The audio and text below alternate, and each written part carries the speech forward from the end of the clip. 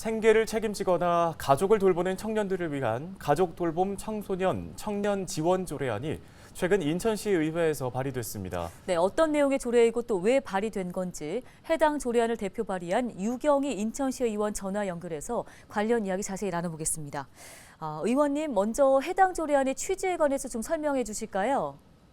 가족 돌봄 청소년 청년 지원 조례안은 장애, 질병, 고령 등의 사유로 도움이 필요한 가족을 돌보거나 가족의 생계를 책임지고 있는 청소년 청년에 대한 지원 조례인데요. 이들의 가장 큰 어려움은 청소년기 혹은 청년기에 시작된 가족 돌봄의 부담이 현재뿐 아니라 미래까지 이어지면서 가족 돌봄 청년의 생애 전반에 영향을 미치게 된다는 것입니다. 이들은 아픈 가족의 돌봄뿐 아니라 생계비와 의료비라는 무거운 책임까지 안게 돼요. 학업을 이어가기 어렵고 진로 준비도 힘들어지면서 결국 청년 개인의 생애가 빈곤의 악순환으로 이어지게 된다고 합니다. 그래서 인천시에서도 제도적 근거를 마련하여 이들의 생활 안정과 복지 증진에 기여하고자 조례안을 발의하게 되었습니다. 네, 조례안의 정확한 내용은 어떻게 구성되어 있습니까? 조례안에는 이들에 대한 실태조사 실시와 지원을 위한 기본계획과 시행계획 수립에 대한 내용을 규정하고 있고요. 또 돌봄 대상 가족에 대한 돌봄 및 가사 서비스, 돌봄 주체가 된 청소년, 청년의 학업 지속 및 취업을 위한 교육 훈련 등의 지원 사업 등을 규정하고 있습니다. 예, 그런데 조례안을 발의하실 때 어려움이 있었다고 들었습니다. 어떤 장애물들이 있었나요?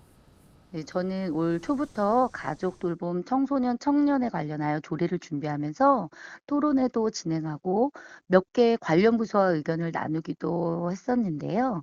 인천시 집행부의 담당 부서가 지정되지 않아 부서 의견 청취를 하는데 좀 오랜 시간이 있었습니다.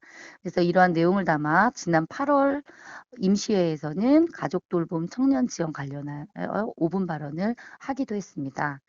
지금은 복지 서비스과를 담당 부서로 오늘 상임위 심의를 통과를 하기는 했습니다.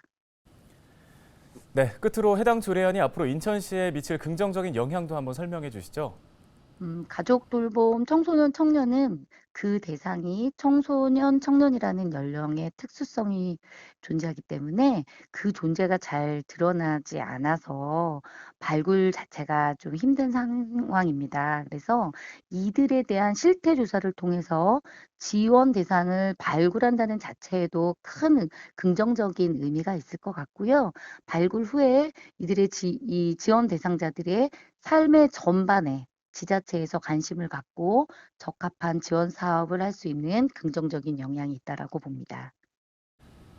네, 말씀 여기까지 듣겠습니다. 인천시의회 유경희 의원이었습니다.